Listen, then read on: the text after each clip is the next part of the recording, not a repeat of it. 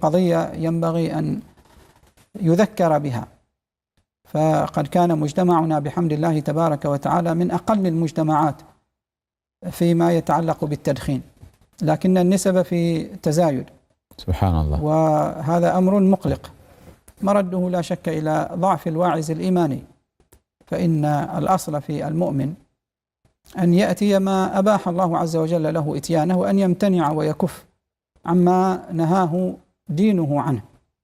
والسجائر والتدخين بكل أنواعه، من السجائر ومن ما يعرف بالشيشة ومن السجائر الإلكترونية، حكمها واحد، نعم، وهو الحرمة.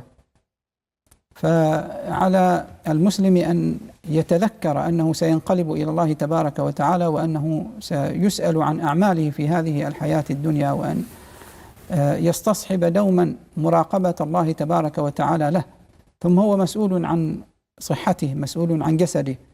الحديث عن النبي صلى الله عليه وسلم بل قبل ذلك فيما هو معروف عند عامة الناس من الاستشهاد بقوله تعالى: ولا تلقوا بأيديكم إلى التهلكة، وهي وإن كانت وردت فيما يتعلق بالإنفاق، بالامتناع عن الإنفاق في سبيل الله، لأن ذلك مفض إلى الهلكة، لكن لفظها عام، كل ما يمكن أن يفضي إلى الهلكة في المال أو في النفس من باب أولى، فمنهي عنه بنص هذه الآية الكريمة وبمعناها.